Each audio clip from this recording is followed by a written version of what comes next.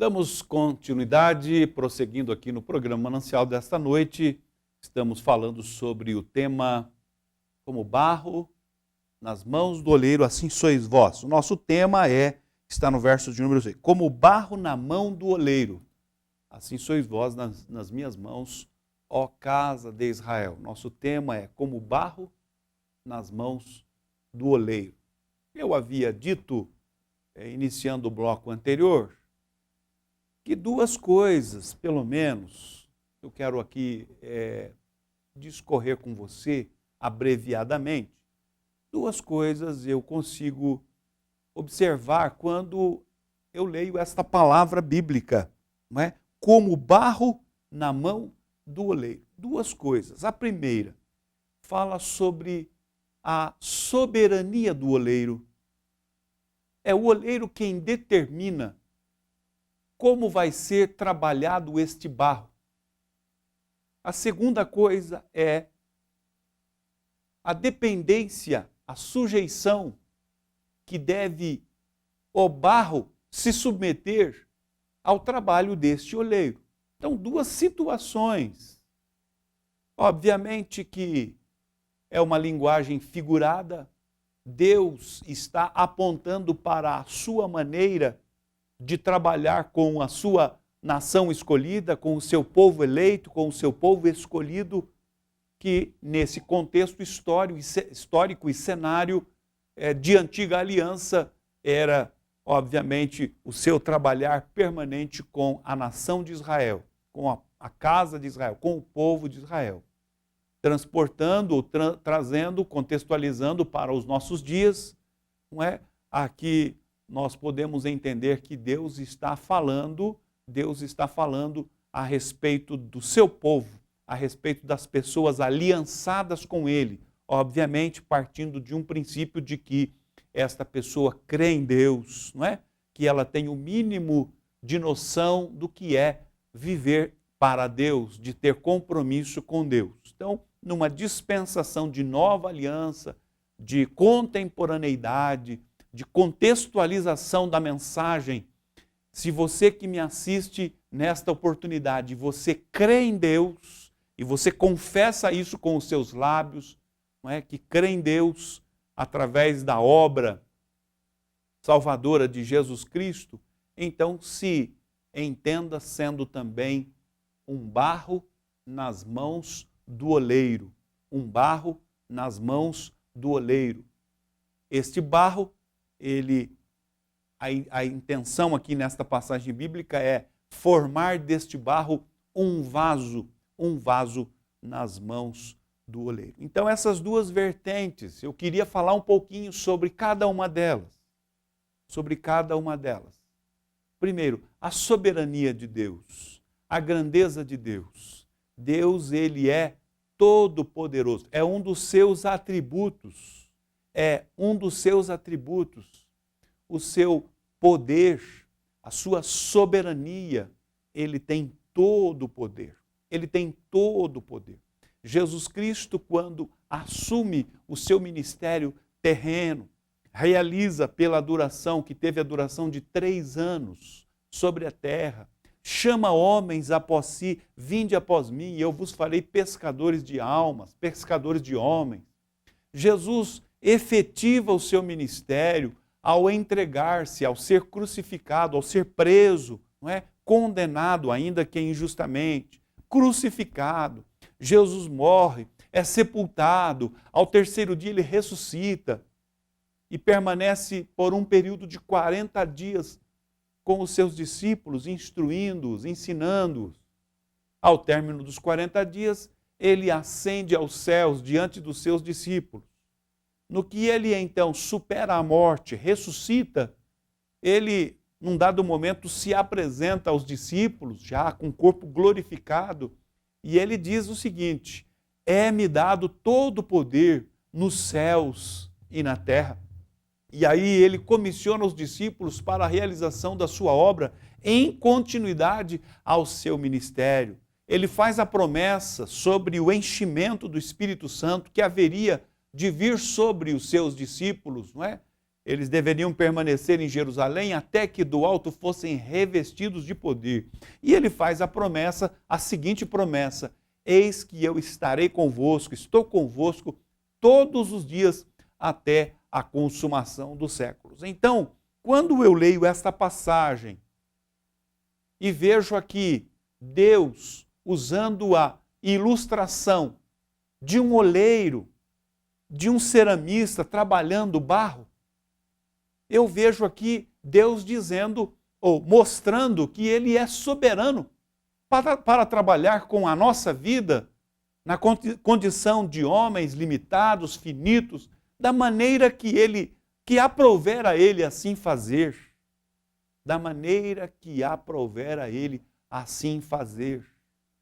Nós não ditamos a regra, nós não ditamos o que desejamos ou o que pensamos.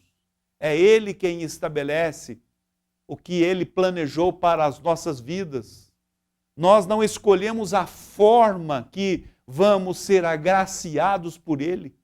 É Ele que estabelece os meios, a forma, a maneira pela qual haverá de abençoar as nossas vidas, porque, sobretudo, Ele é todo-poderoso, Ele tem todo o poder nas suas mãos para realizar a sua obra e fazer estabelecer o seu projeto na vida humana, na minha vida, na sua vida, na vida dos homens, da maneira que bem lhe aprouver, porque Ele é soberano. Num dado momento, aquele ceramista estava trabalhando o barro, aquele barro escorregou, caiu e quebrou-se. Ele juntou então os pedaços, os amassou e começou a fazer um novo vaso, um novo vaso. Muitas vezes na nossa vida nós precisamos ser trabalhados de maneira que precisamos ser moldados naquilo que Deus deseja e tenha planejado para a nossa vida.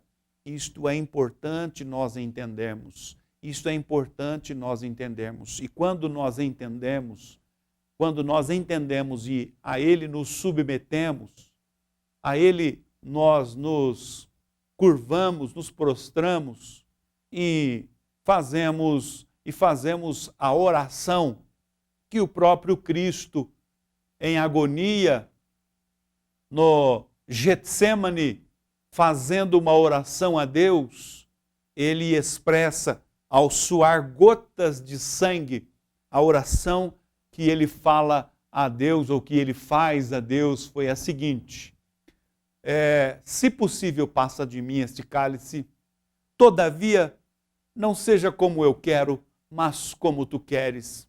O Senhor reconhece que o plano de Deus tinha prioridade, tinha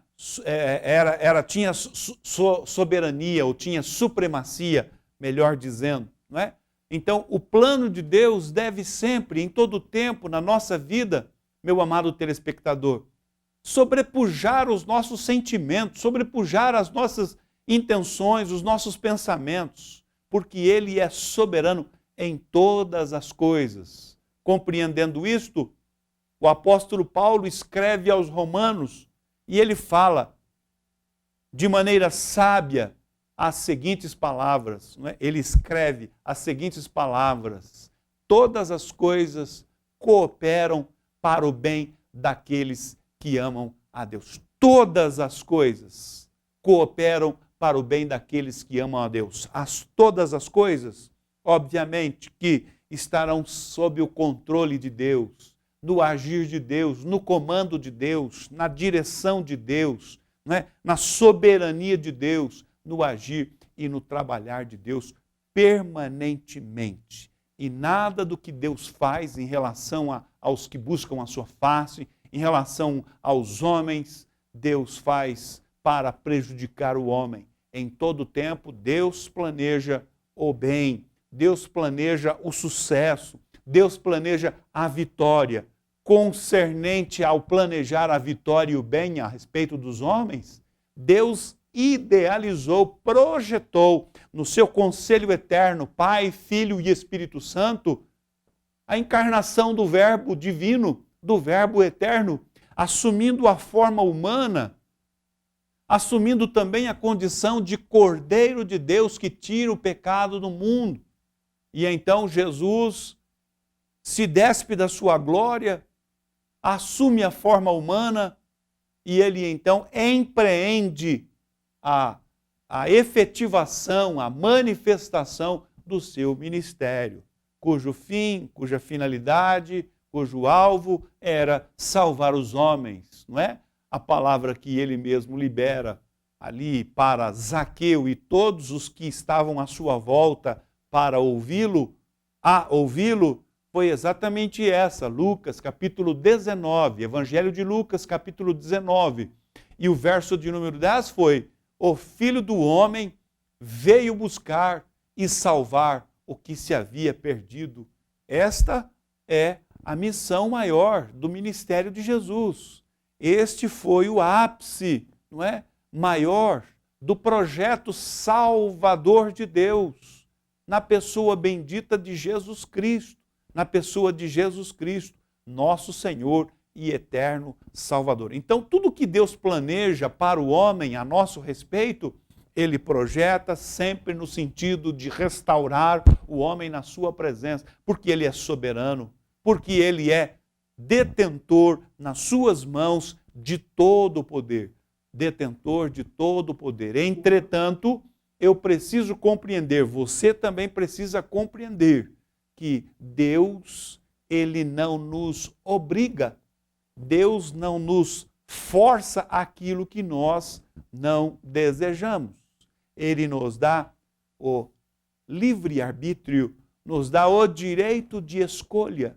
Se eu decidir por não aceitar, não receber, não abraçar tudo aquilo que ele me oferece gratuitamente, não é? De maneira muito relevante, essencial e especial, a salvação em Cristo Jesus, obviamente que Deus vai respeitar a minha decisão de escolha. Entretanto, graças a Deus, eu o tenho recebido como meu Senhor, não é? E Salvador. Tenho confessado a Cristo Jesus como meu Senhor, recebendo de bom grado esta manifestação de boa vontade do Senhor, o Eterno, a favor da minha vida. Que você possa, da mesma forma, também entrar por esta porta, entendendo que tudo que Deus tem planejado a favor da tua vida é para o teu bem. Nós vamos para mais um intervalo e, na sequência, prosseguiremos aqui com o programa.